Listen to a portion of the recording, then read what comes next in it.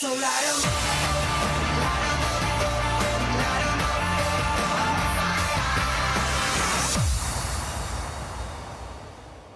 You recognize the face, of course, but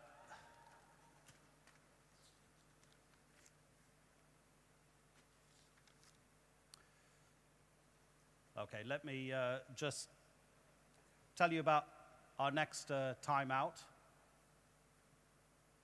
He was one of the very best in his chosen field. He's regarded, as his nickname, the Titan, suggests, as being above the more mortal performers on a football pitch, and also known as one of the sports, in fact, any sport's most ferocious competitors. That's just one of the things that set him apart from the rest during a truly illustrious career that included keeping goal for his hometown club in the Bundesliga side Karlsruhe before moving on to Bayern Munich, the giants of German football, and of course with the German national team.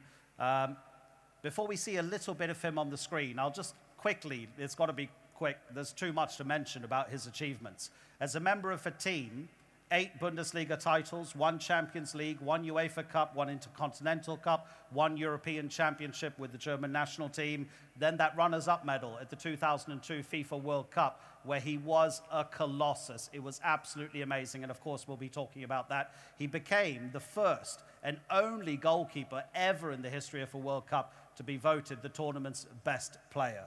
And then, in terms of individual awards, again, just a few of them. World's Best Goalkeeper, 99, 2001, 2002. Chosen as one of FIFA's top 100, a historical list that includes all the best. The Best European Goalkeeper, 99, 2000, 2001, 2002. FIFA All-Star Team at the 2002 World Cup. And Man of the Match in the European Champions League final in 2001 against Valencia, because of this.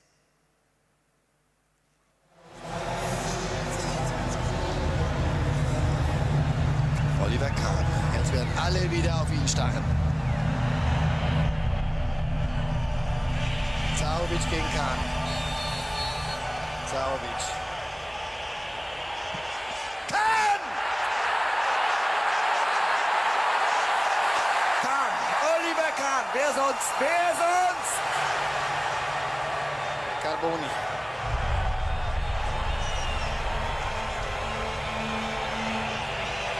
Carboni.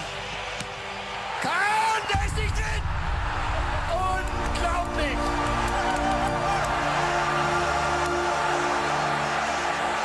Pellegrino gegen Kahn.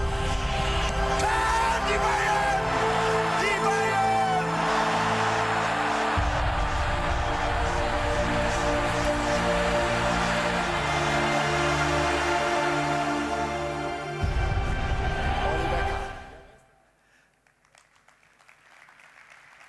If you can make Franz Beckenbauer and Karl-Heinz Rummenigge dance like that, you've got to be doing something right. Ladies and gentlemen, Oliver Kahn.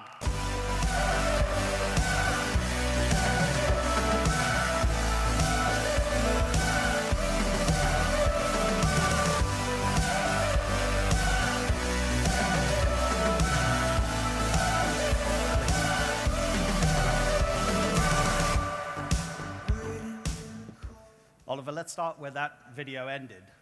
2001, you saved 3 out of the 7 penalties in the shootout. Did you have a method for saving penalties? Were you trying to guess? Did you look in the player's eyes? What? No, I'm sorry, I wasn't very good in catching penalties.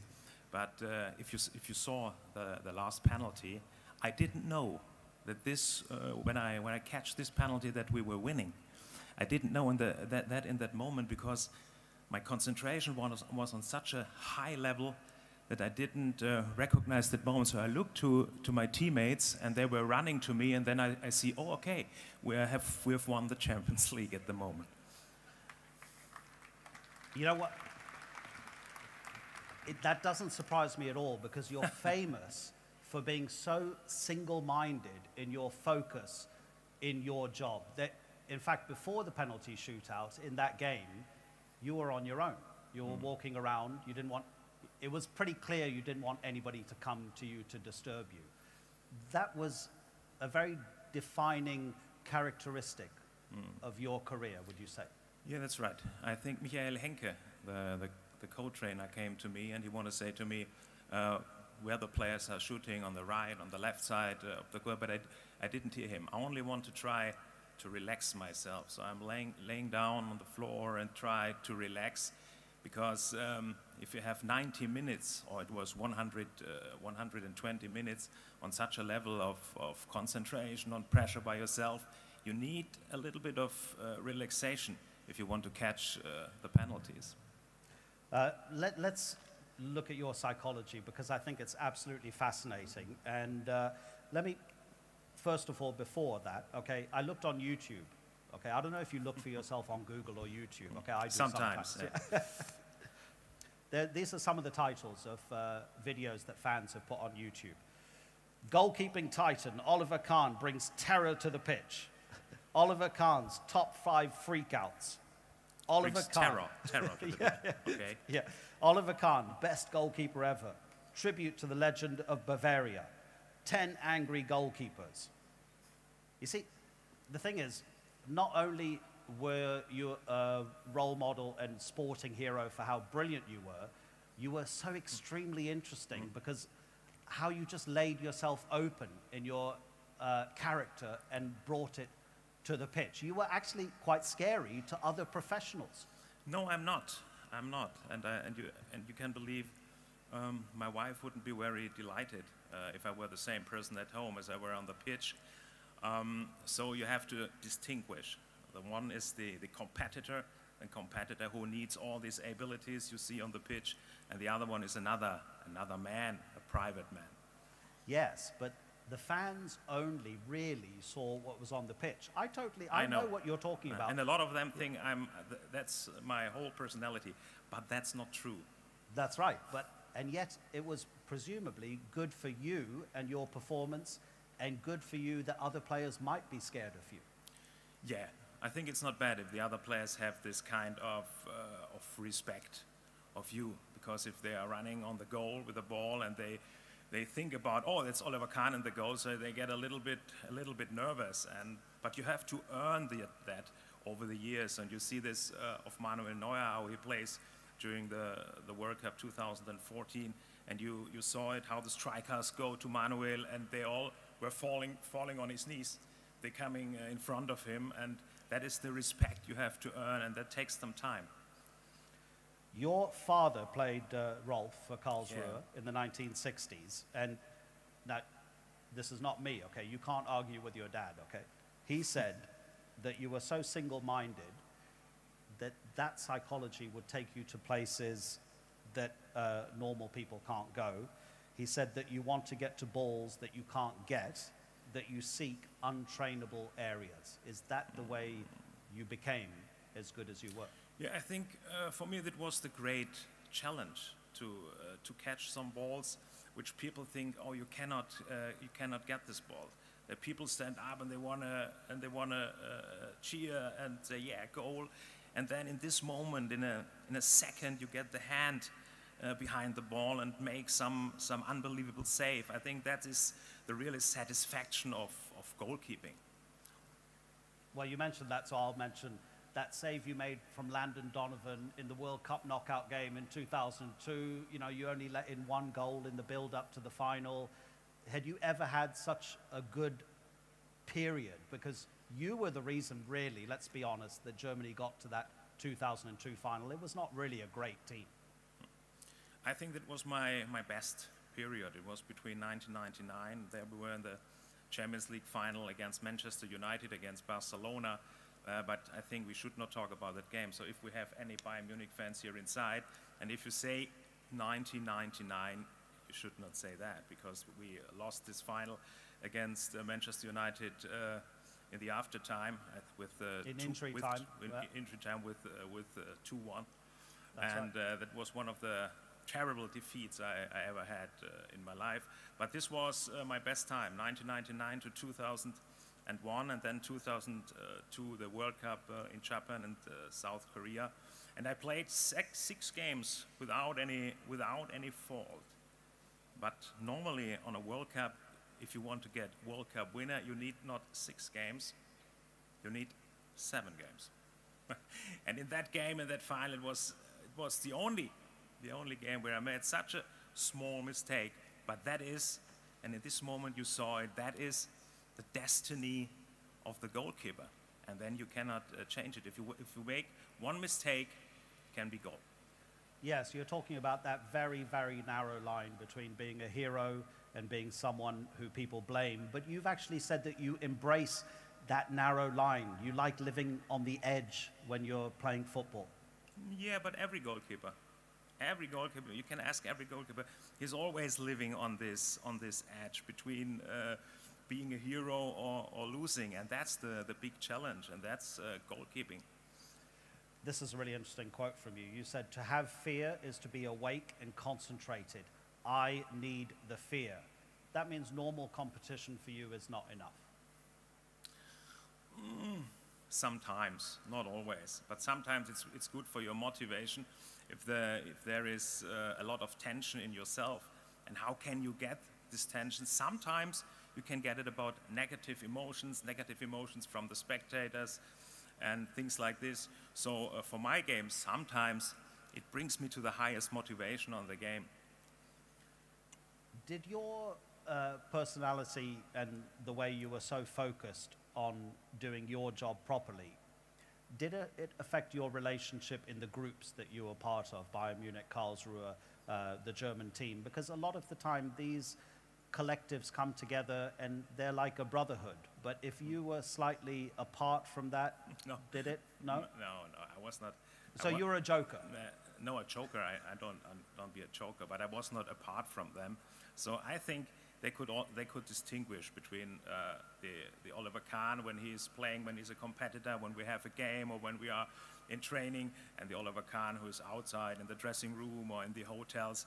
I think today I've got a lot of friends. I always meet with Bastian Schweinsteiger, for example. I met him 22, 23 years ago when he was 16 or 17 years old.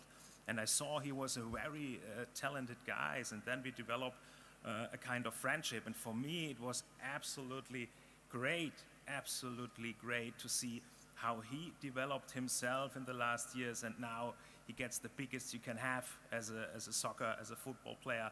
He gets the world champion, and for me that was absolutely great to see him. In your goalkeeping, how much of your goalkeeping was based on anticipation? In other words, trying to guess what the player was going to do, and how much on reaction and waiting for the shot to happen? Because, you know, my theory is that you're a professional, you've faced all the situations thousands of times, so you know that your opponent only can do 2, 3, maybe 4 things, so you're already calculating.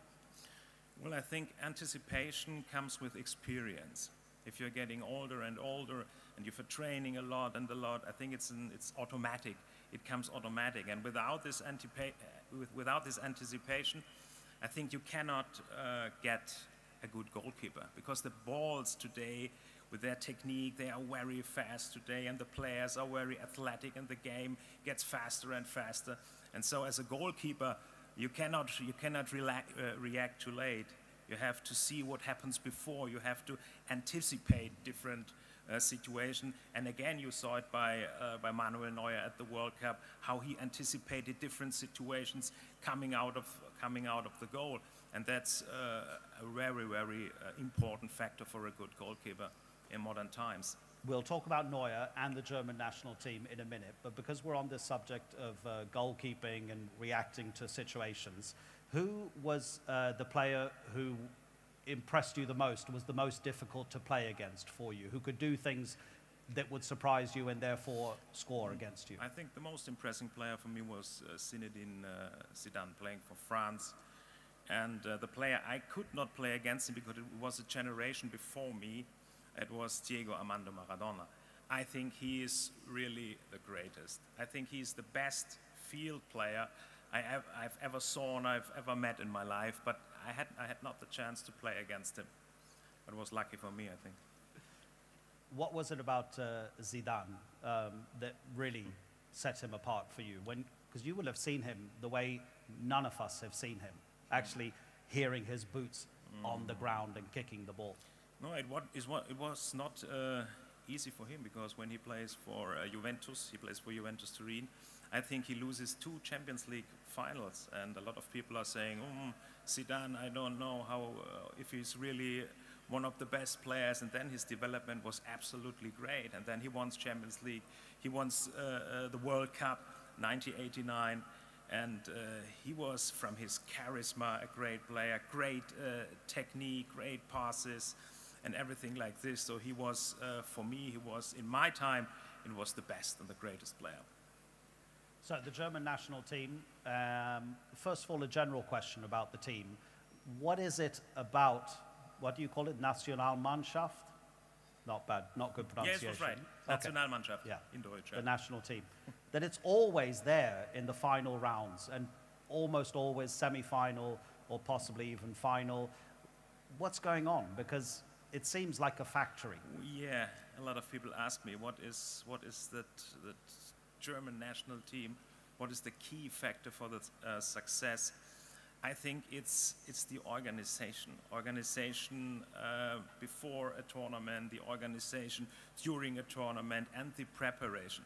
So all German teams, I think they are very well prepared for such a tournament, and at last it's the concentration. And if you see them playing, they are on the absolutely top level of their performance. And all this come together in a great team, and so they get the world champion. In 1996 at the Euros, you guys built a replica Wembley pitch at your hotel, right? It was the same size. And in 2014, the German Federation built its own accommodation and pitch, and then eventually gave it to the local community in Brazil. So yeah, okay. I totally understand what you're saying. So 2002, how much of that tournament do you watch on TV? Let me tell you about Franck Leboeuf. He says the World Cup final, 1998, he's never watched it on TV. When people ask him why, he says, because if I watch it on TV, my memories will be the memories of millions of other people who watched it on TV. I want to remember it as I saw it on the pitch. Do you watch 2002 a lot? Yeah. Yeah? I had no chance not to watch it. So sometimes they show it on TV, but for me now, in this time, it's no problem. And as I said before, because in this game you saw what's that goalkeeping sometimes can be an absolutely terrible job. And that's the destiny of a goalkeeper, making one mistake, and you can lose the game. But now, all I'm doing now, I think, that doesn't affect me. That doesn't affect me anymore. I think there are new challenges. I retired 2008, and I try to seek new challenges, doing other things, and that's now. It's a part of my life, but it doesn't affect me. What is your life now? I understand part of what you do is speaking to businesses about motivation, about how to achieve. Yeah, not only. So yeah. I was now in Rio de Janeiro, in Brazil, now 4 weeks for the World Cup, working for the German TV, for the Champions League, and for the national team. And I didn't see much games. I only saw the games where I have to speak about, and I didn't feel any emotions what's going up in Germany. And so that's my work for an expert from the German second TV. I'm doing some business, and I've got the Oliver Kahn Foundation now for 4 weeks, and have a great connection with Amandla, Edo Football, and together we build, and we call it safe hubs. So a safe hub is a football field. It's an education center where young people can educate, where we educate young people, and these are the coaches and the coaching program. And we want to develop this project. Now we have 2 projects in Cape Town, one now in Johannesburg, and next year we will build one big safe hub in Germany, in Berlin. Oliver, we're almost out of time. I want to ask you about the World Cup victory. And many people expected anything but Germany. But I want to ask you more about the style that the team was playing, because having previously been successful with almost a kind of functional style of play, is it possible that this new functional but also more expansive game is because of the multiculturalism in the national team, because it's more multicultural than ever before. The influence of the multicultures are very big, but that's not the only reason. I think the education of young footballers in Germany changed a lot. It starts, I think, at the year 2000, when the education system in Germany changed, and then what was very important now for the coaches were another kind of players, very skilled players in technique, not only these physical, strong players, but also these technique, small, fast players. And now they were coming up like Mario Götze, like Mesut Özil, totally different players. And yeah, that was very good for the game. Fantastic. I had money in Argentina, by the way. Ladies and gentlemen, Oliver Kahn.